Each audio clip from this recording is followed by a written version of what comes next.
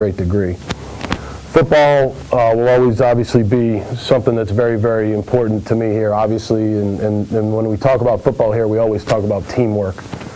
Teamwork will be always something that we insist that our players understand, that we play as one unit, we play as one team, and no player will ever be bigger than the team, no coach will ever be bigger than the team. The team is what will lead us to victories, that type of idea and that type of theme. Respect, we start with our players. We talk about respect for each other in the locker room. We talk about respect among the coaching staff. We talk about respect with our players as it relates to our coaching staff. And then we talk about respect in the community, how we carry ourselves in the community, what we do in the community to reach out to people and get involved with different charity organizations and things of that nature. And so we talk to our players about that. We haven't totally done a lot of that yet because I've just only been on the job for a few months and we're in spring practice, but as we go forward, we will be more involved in the community going forward. What we talk about with integrity is, again, with our players and our coaching staff, that we understand the ideals of Penn State, that it is a great institution where you can get a great degree, and that we as players, we as coaches have to understand the mission of the university, and the mission of the university is that, again, the athletic program is a part of the university, and the football program, albeit a very big part of the athletic program, again, it's a part of the athletic program, which again is a part of the overall university. And so we talk about how we carry ourselves out in public. We talk about telling the truth.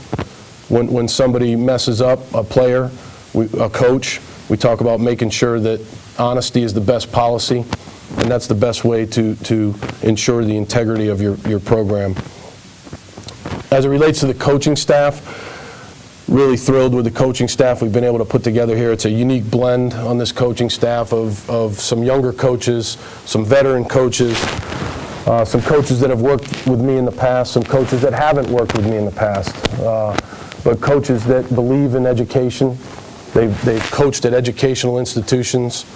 They understand the mission of Penn State. Many of these men that I've hired are family men.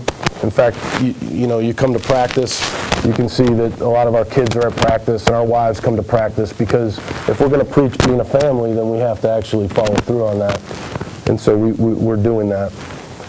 So I'm thrilled with the coaching staff. We're working well together right now. A lot of it is we're getting to know each other, how we practice, because again, many of these guys haven't coached with me in at the very least 5 years. I coached at New England and didn't bring anybody from New England to Penn State. So a lot of these guys, even the ones that have coached with me in the past, haven't coached in 5 years. And obviously, I learned quite a bit at New England. So we practice at a very high tempo.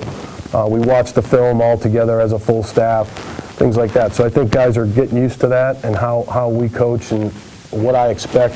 And these guys are doing a heck of a job to this point. The players, again, when I talk to the players, and I do want to make sure that everybody understands, number one, I've been very, very impressed with the players here at Penn State. These are kids that want to be coached, that want to be good, that want to get a good degree. Now, does that mean that we have 110 angels on this football team? No, that's not what I'm saying. What I'm saying to you, though, is I've been very impressed with how they practice, how they've caught on to our tempo of practice, their intelligence, and how they carry themselves in the football building and outside the football building to this point. But what I talk to them about is I have a sign on the door when they walk in, and many of you may have seen this sign when they come in from the player parking lot where they park in the back near the weight room. Number one is I talk to them about knowing their role. And it's up to us as coaches to explain their role to them. And some of those roles are being figured out right now because we're going through spring practice and we're trying to figure out where some of these guys fit, and we're getting there. But once spring practice is over and we go into the summertime to where these guys are training for preseason camp and the season, we expect them to know their roles at that point. And we've got to do a good job as a coaching staff of explaining that role to them, or multiple roles if the young man has a multiple role. We talked to these guys about working hard. We talked about, about putting in extra time, especially offense, defense, special teams, everything's new. It's a new offensive system, it's a new defensive system, it's a new special team system. So we know there's demands on their time academically, so we talk to them about budgeting their time and putting aside some time for football where they can study football on their own, and that's all a part of working hard. And we start with that, and then we obviously preach working hard as it relates to schoolwork. We talk to these guys all the time about being attentive, whether it's in class or it's in the football meeting. We want them to take notes. We want them to listen. We want them to understand what it means to be attentive and to stay awake and understand that everything that's being said to them in class or in the football building in a meeting is very, very important. We always want them to understand individually that they should always put the team first. They should always put the team first. The team comes first. So whenever whether it's the example of asking someone to move a position or asking somebody to give better effort or whatever it may be, communicating better on the field, it's always in the name of putting the team first. And we'll always preach that because, as I said at the beginning, football is about teamwork. As it relates to recruiting, I'm a firm believer that the core of our recruiting classes have to come from a 5 to 6 hour driving distance where parents can drive, guardians can drive, relatives can drive to come watch these guys play. So obviously Pennsylvania, New Jersey, Baltimore, D.C., Virginia, Ohio, New York, New England, and we get into the Carolinas a bit. But that's where the core of our roster will come from, starting with Pennsylvania. We've got to do a great job of recruiting Pennsylvania, the best student athletes in Pennsylvania, and we've got every coach on the staff has a part of Pennsylvania as a recruiting area. Then we talk as a staff, we talked amongst ourselves, and we have guys like Ted Roof, myself, Mac McWhorter, guys on the staff, Charles London, that are either from Georgia or wherever they've been. They've recruited Georgia, Florida. So we've gone down to Georgia and Florida, and you know, because of our connections down there, and also we explained to the student athlete right away. Obviously, we're looking for top-notch student athletes, but at the same time, we explained to them that it's not the easiest place to get to from a distance. So we want to make sure that they understand that right away, that there's a few connecting flights to be able to get into State College, or it's a long drive, and so that eliminates some prospects. But at the same time, we feel like we can get a few players each year from those two states. And then nationally, it'll always be about connections or just a really top-notch student athlete. Like, for instance, a great quarterback that's a valedictorian of his class, that is an excellent quarterback and has an interest in Penn State. We would never turn down recruiting somebody like that. What I've found in recruiting is that when you get these guys on campus, that to me is half the battle, maybe more than half the battle, because it's such a beautiful place with great facilities, great community, great college town, so many impressive people here on campus to meet, in addition to our staff, obviously our faculty, our athletic administration, our university administration. So what I preach to our staff is that we really want to try to get our prospects on campus. People have asked me how the reception has been in the community or with Penn Staters, and I've always said that the reception has been fantastic to this point. You know, it's been very positive. People have been very welcoming to me and my family and our staff, and it's been great. But again, we haven't played a game yet, so I always say that we'll see how receptive they are in a year. I understand that.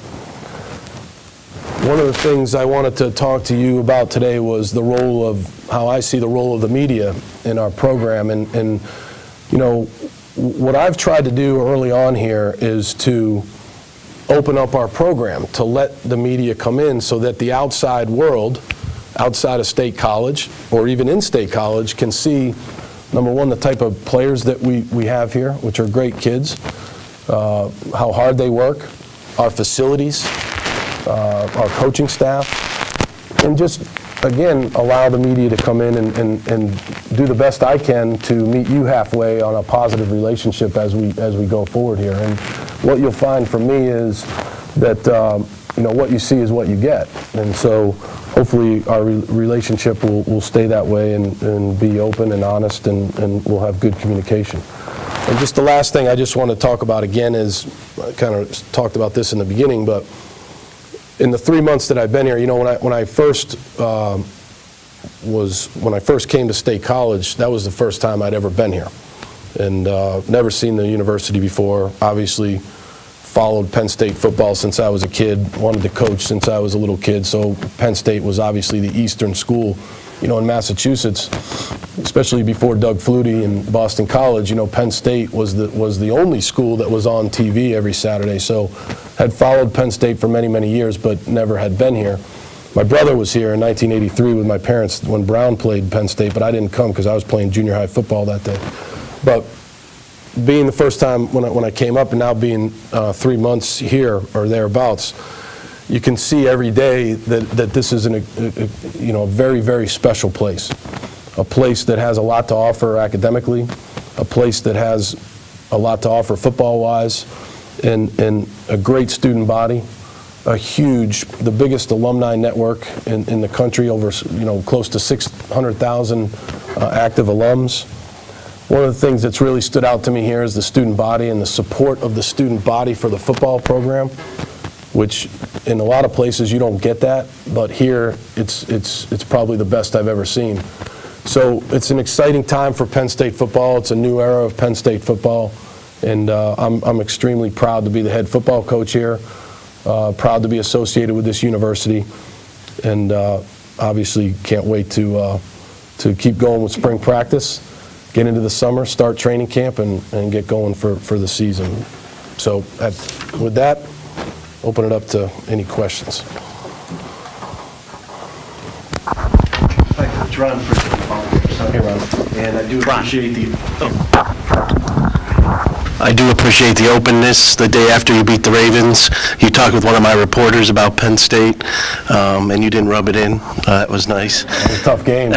We were lucky to win. Not rubbing anything in. With all the warm and fuzziness, how long do you think that's going to last? Because we've seen it happen where programs get opened up, but as soon as something happens, the media access gets shut down. Again, it's just something that I take day to day. And again, I would feel that the media meet me halfway on some things, and obviously I've reached out to the media, and to this point it's worked out well.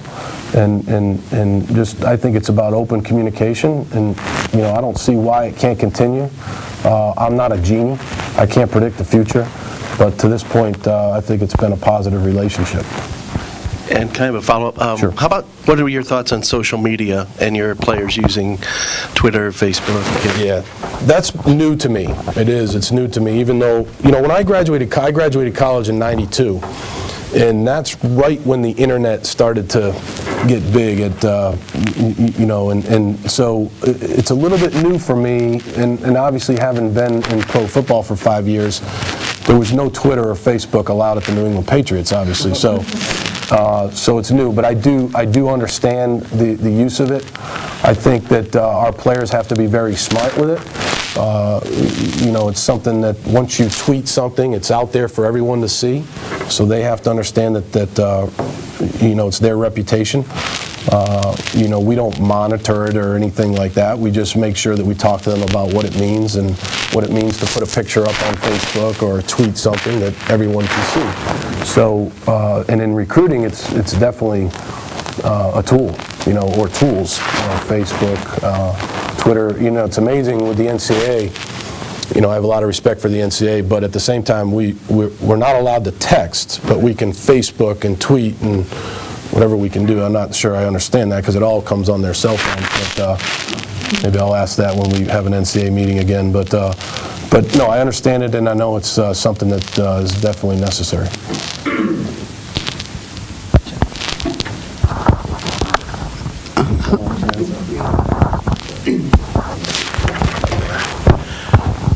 I'm Jerry Micco. I'm of the Pittsburgh Post-Gazette.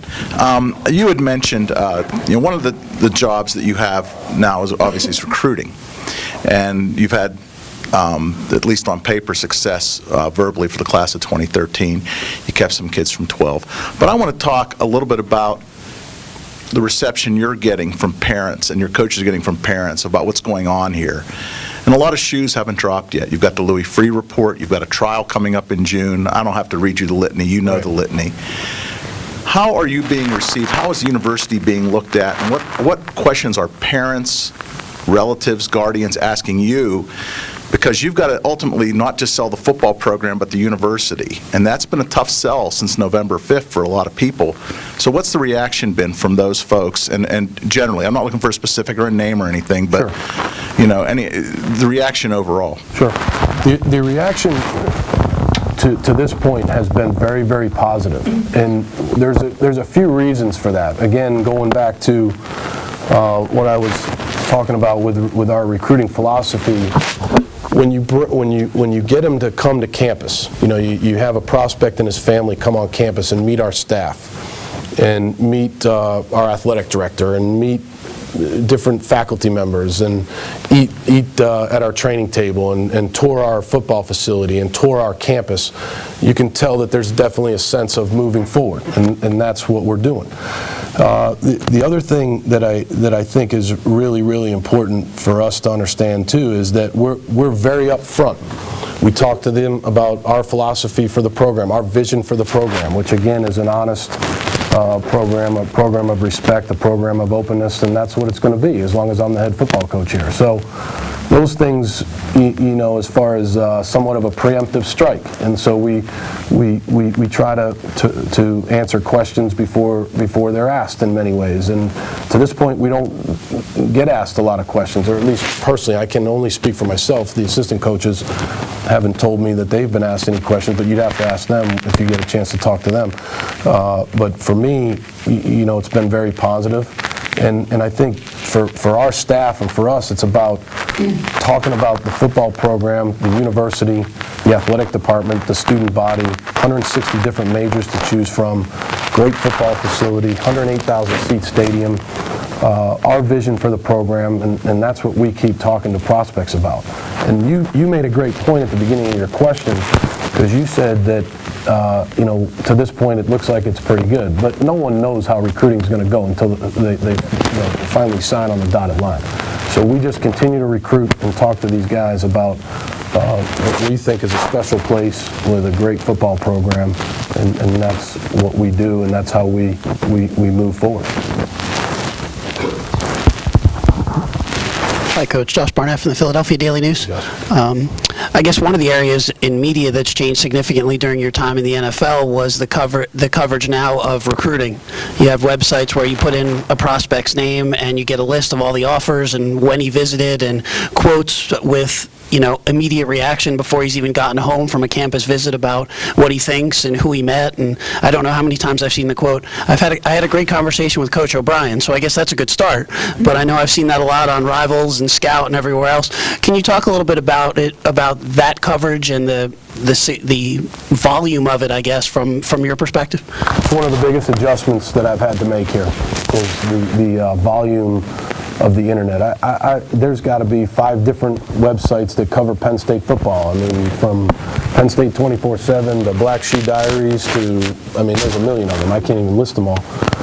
And at the same time, I understand that can be good. There are a lot of positive things about that, but also I just tell our staff that we can't judge anything by what's written on the internet. When we view a prospect or we get to know a prospect, it's what our eyes tell us about his football ability. It's what our brain tells us about his transcript. It's what our heart tells us about his character.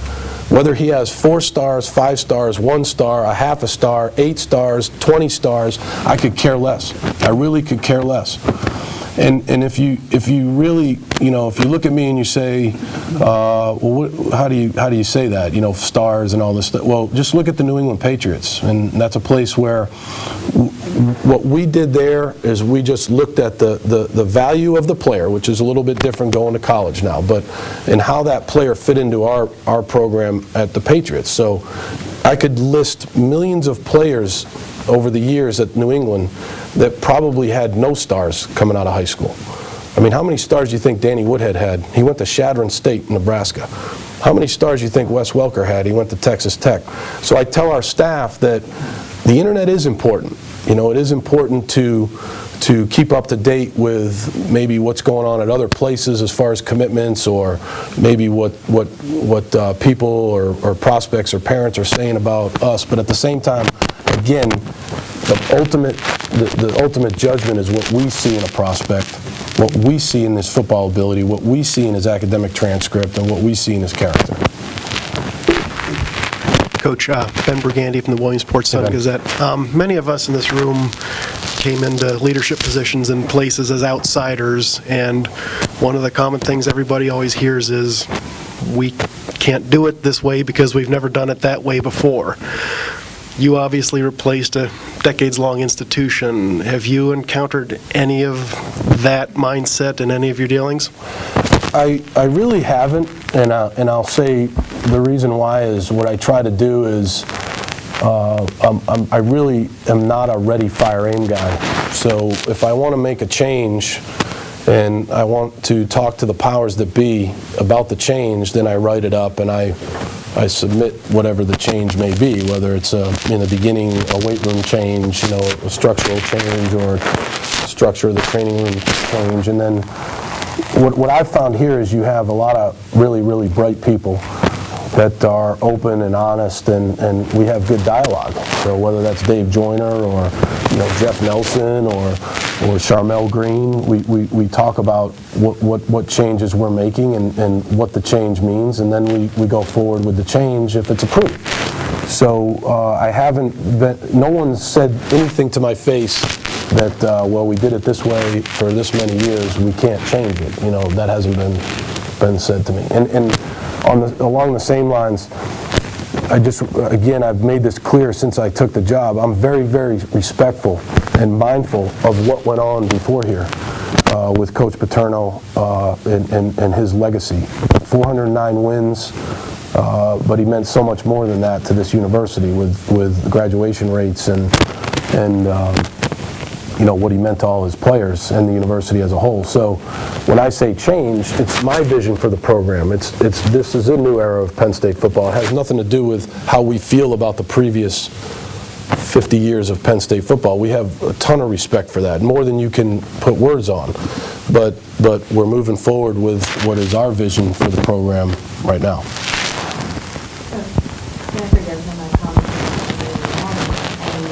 I'm also a Penn State alum who wrote in the fall about being heartbroken about what happened here and having your faith changed. And heard from a lot of alumni who felt the same way. You're probably getting a sense of that as you're understanding the Penn State culture. Mm-hmm. Do you feel a sense of responsibility to sort of make peace with those of us who are still struggling about how we feel about our alma mater? No question. Right. I think that's a great question. I think about that a lot. And what I do is, I think about our team, first of all, because ultimately I'm responsible for the football team. And what I talk to these guys a lot about, and I would say this to alums too, if I had the chance to, when I do have the chance to talk to them, is that our football players, our student athletes, should have a tremendous amount of pride in being football players at Penn State. They should have a tremendous amount of pride that they are able to balance playing football at Penn State for a staff like ours, which is a very demanding staff, and going to school at Penn State at such a special place. That's all we talk about. We don't talk about the past. We weren't here. We weren't here when that happened. At the same time, we're very mindful of things like child abuse and making sure that we understand that we have to reach out to victims of child abuse, charity organizations, and things like that. And we will do that going forward. We haven't done a lot of that to this point because it's been spring practice and some things have been going on, but we will get to that. And we're very mindful of that. But at the same time, what we talk to our team about and what I would talk to alums about is from the so-called outsider, which I've been referred to as a million times, which that's fine. I would say I'm an insider now, and I'm very proud to be here, and I can tell you the reason why is because it stands for everything, this university stands for everything that I'm about, which is the balance between academics and football. And you can win many, many games here, you can win championships here, and you can graduate kids here, and the players that play here should be very, very proud of the fact that they are Penn State football players. So that's where I would start. How much hand-wringing did you have about taking this job? You know, I've been questioned, that question's been posed to me quite a bit, and you know, I can tell you that when I was approached about the job, many people told me not to take the job, and then other people told me to take the job. And I'll give you one example again, and I've used this example a lot, and he'd probably be mad at me for using this, but when I was approached, I had to talk to my boss, Bill Belichick, and I'll never forget his reaction to this university and this football job, and it was that this is what he considered one of the jewels of college football, if not the jewel of college football, and that I would be crazy not to at least look at this job. So that meant a lot to me. My wife's opinion meant a lot to me, and she's a magna cum laude graduate from Boston College and understands sports and academics, and this was a place that we felt like we could really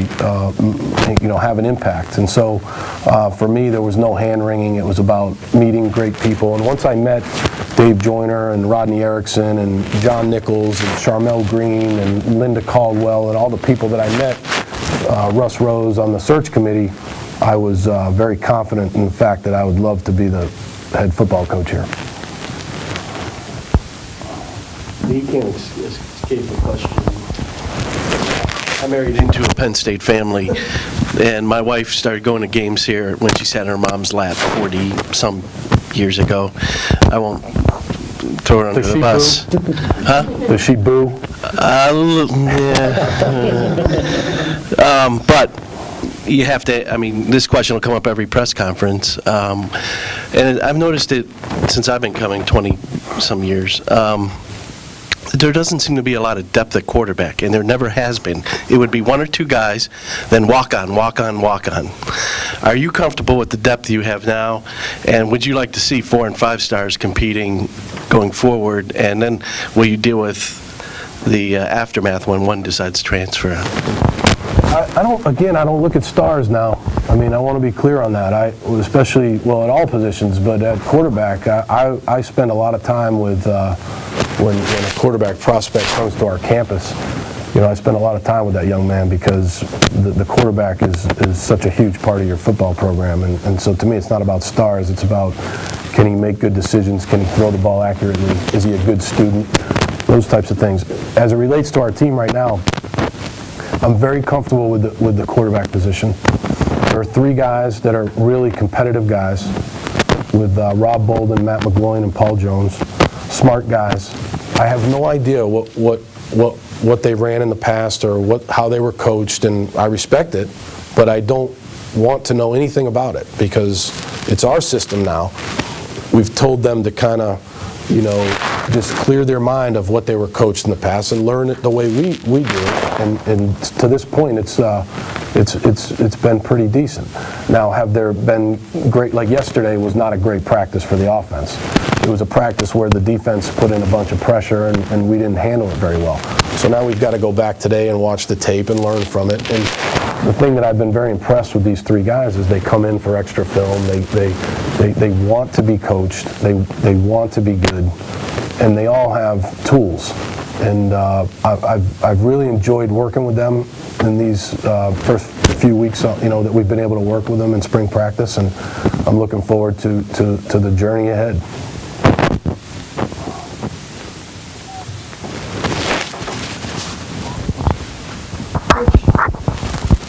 So many serious faces in here. Does anyone have like a lighthearted question? One of us are editors. We're not lighthearted. It's like, you guys look like I do on the sideline. When you mentioned the idea of a clean slate and clear their minds, does that mean that you haven't watched the tapes from last year's games, or have you evaluated each player based on that film, or do you just not worry about that because it's all new? Sure. No, I didn't watch any offense. I think I watched I ran through the Alabama game offensively. I didn't watch a ton of, hardly any offensive film. And the reason why I watched Alabama is because I wanted to see a national championship program, which is a fantastic program, and how we matched up. And so I watched that whole game, both sides of the ball and special teams. But other than that, offensively, I didn't watch tape because I wanted to get to know these guys through face-to-face contact, get to know their academic background, get to know what they were doing here at school at Penn State, get to know them in winter conditioning as far as their athletic skill set, get to know them in spring practice as far as football players. And so I didn't want anything to clutter my mind. I just wanted to make sure that, that I was judging them just solely based on what I saw. So that's what I've done to this point, especially offensively. I did watch some more defensive games just to get a feel for our personnel on defense, but I didn't do the same thing on offense. Where do you see as the line in terms of, now that you're the head of this football team, you're a public figure, as sports writers, do you like to give our readers sort of a look at who the person is and who their families are? Where do you see it as that line into your personal life where you will not discuss it with the media, and what's like okay for us to talk to you about in terms of you as a person and your story? I'd say push the envelope, and I'll tell you when to stop asking. But along those lines, though, thanks for that video of my parents down in Naples, Florida. Holy smokes, that'll be used at my dad's. We have a summer get-together with my dad, and that'll be a little roast for him, and we'll roast him on that video. But no, I think, obviously, that was part of the discussion with my wife. When you are offered a job like this, that you have to understand that you are the face of the program, and we understand that, and so. Our family we're a private family. We do have, like every family, we have our issues to deal with, and certain things will be out of bounds, but I'll let you know. But we feel very strongly about our family and our family in the public, and so we'll draw the line when we feel it needs to be drawn.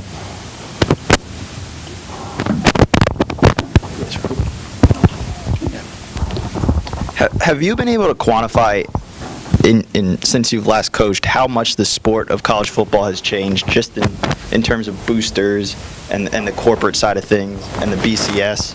And if so, do you maybe run your program more like a business, or how much of the NFL side of things do you bring to the program? I probably haven't been able to quantify that as much because I've tried to just concentrate on our football program. There will be certain parts of our football program that will be run like an NFL team. Meetings, schemes. We're not holding anything back. We're gonna put in. We don't want any of these guys that we coach to have closed minds. We want them to have open minds, and they're bright guys, and we feel like we can feed them a lot of, as it relates to football scheme, a lot of things, and see how they handle it. So, but as far as, I have so many different things to worry about with our football team that I haven't even thought about the BCS or college football as, corporate sponsors and all those things. I really just think about who's going to be the number one quarterback today in practice, and we alternate that every day. That's kind of what my thoughts are right now. So. If you have a question, raise your hand. How about going back to New England and giving Coach Belichick tips on how to deal with the media? Because I've heard more right now than I think since I've been dealing with him 15 years, more openness with the media. You haven't mumbled. You haven't said the same phrase 15 times.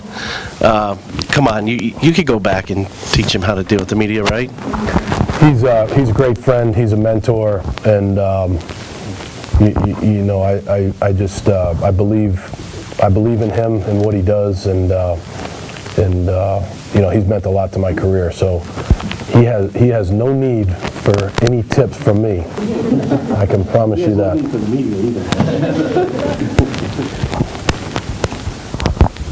That said, he was a legend when you went to work for him. What was that nerve-wracking? What was that like? What were your expectations going into to work with Coach Belichick?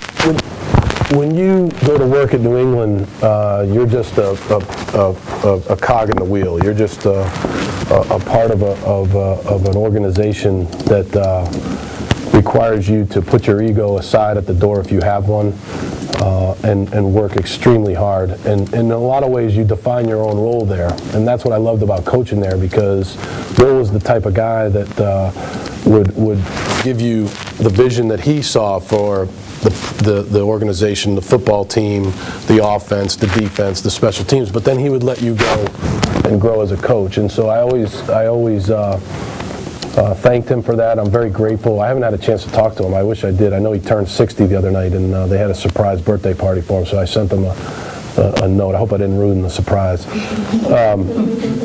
But, you know, just a great guy to be around, and a great place to work.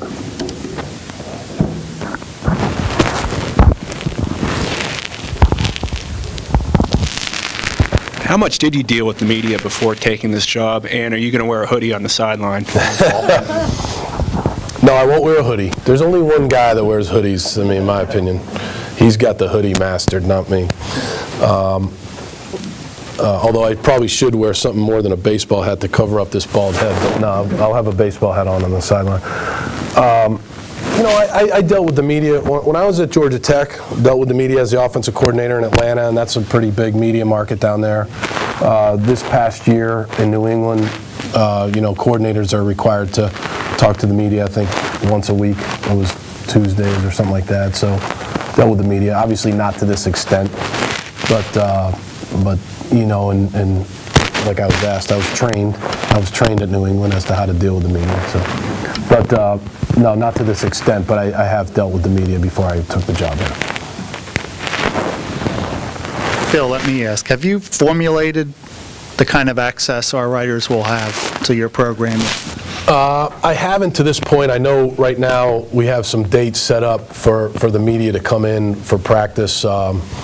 Basically, the way our practice is set up is we walk through schemes and things like that at the beginning of practice, and then we stretch, and then there's you know, about 20 to 25 minutes of individual periods. So at this point, it's basically stretch and then through the individual period, and then I ask the media to leave after that. And the reason being is I'm trying to get to know everybody, and also at the same time, there's a lot of video, and you know, so I'll come in the next morning at 5 a.m., I'll click on whatever website, and there's a video of our formations and things like that, or an audio of our cadence, and you know, I'm sorry, but can't do it. So, but I do welcome the media during that time period, and I think we have a few dates set for through spring practice, and then we'll decide what we're going to do for training camp. Can you talk a little bit about how your family has received State College and Penn State? What have your kids found here that they've found special? Your wife? They just got here a week ago. I lived here for 2.5 months in the Penn State area. I was in room 253, I think, up there. So they got here a week ago, and both kids, Jack, who's 9, and Michael, who's 6, started school, and obviously the school systems here are really good, and they've been very well received, and people have been great. And my wife, you know, she's unpacking boxes. I could say that I've helped, but that would be a complete lie, and I told you in the beginning that I'm honest. So I haven't really unpacked any boxes, but I put my clothes away. That's about all I did. So she's busy, you know, with the house, and so that's kind of where we're at right now. But it's obvious that there's so many great people here that have reached out to us, and whether it's in our neighborhood or in State College or Penn State people. So it's been great to this point.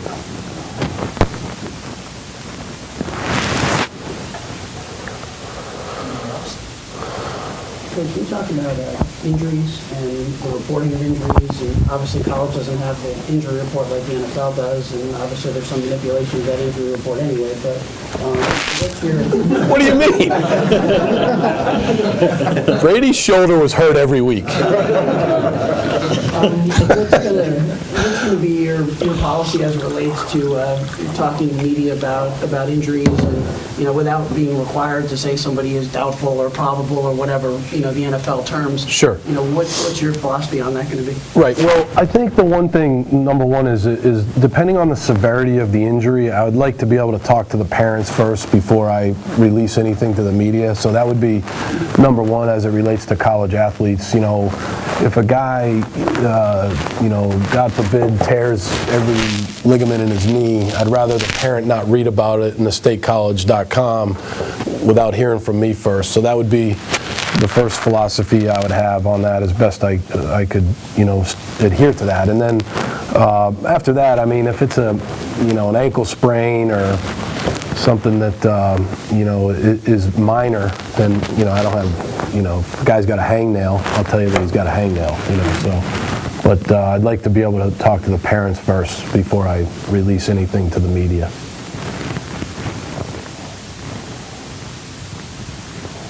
I guess I asked that because obviously, as I'm sure you're aware, there was a report last week about one of your players breaking a foot in practice, and then, I don't believe that's been confirmed by you or Jeff or anybody at the football program. No, he didn't. That was Devon Smith. He didn't break his foot. He sprained his foot, and somehow he got a hold of a scooter, and he's riding a scooter around, and you guys saw him on the scooter and figured something was up with the crutches. I mean, not even the obvious escapes you guys, so you figured there was something wrong with him.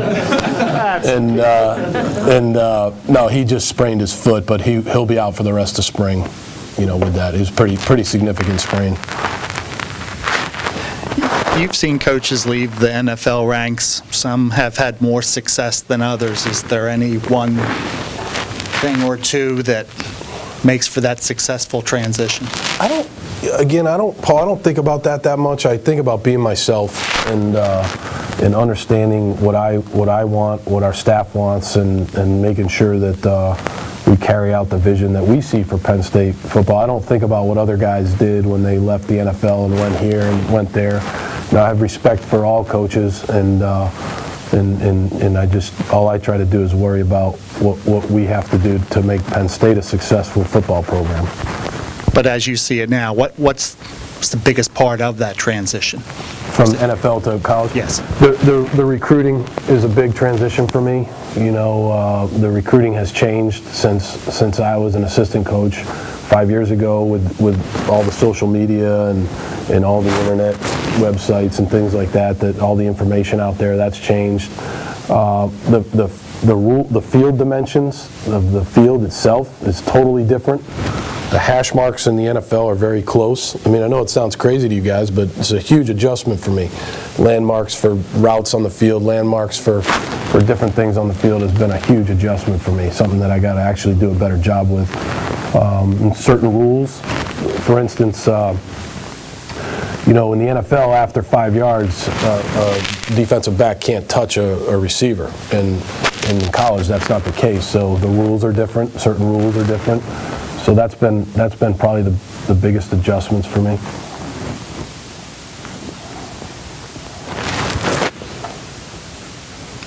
Any other questions? Well, have you given some thought to walking out first game, 108,000? I know you've been in packed houses before, but when that stadium is full, it's one of the loudest places on earth. Have you thought about that and your emotions? Not really.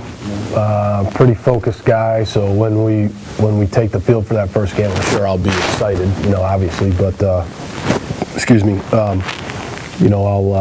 be focused on the game, and that'll be the number one priority, is doing whatever we got to do within the rules to win the football game. But I know that it's a tremendous atmosphere, and it's going to be really a neat thing to be a part of. But haven't really thought too much about. Again, I think about, like this morning I came in and I thought about recruiting, then I thought about academics, then I thought about practice for tomorrow. I try to keep it pretty simple. I'm not as bright as some of you guys, so. what is your daily schedule? I mean, Yeah, I'm an early morning guy, so I like to get in early before most of the staff gets in there, and I get a lot of things done early in the morning. But I try to budget my time, so what I try to do early in the morning is work on recruiting, whether it's watch a prospect video or write a note or whatever it may be. And then I do what I call checkups on our academics, our kids, how they're doing in school, because I get daily updates on our kids' academics, and so I check that. And then in the afternoon, it's football. Now in spring practice, obviously on practice days, I pretty much am concentrating on football on the practice days, and then on the off days, I try to catch up with recruiting and academics and things like that. and Sundays? I go to church. I go to Good Shepherd and go to church, 9 a.m. Mass, and I try to stay till the end, not leave early. Anyone else? Nothing. No. You talk about us being serious. Yeah, no. As you can tell, I like to laugh, so we have good humor in my house. My wife gets a little sick of it, my humor sometimes. No, but I like to read. I love to play golf. I stink. I mean, my handicap is playing, but I love to play. And then obviously, number one would be hanging out with my family.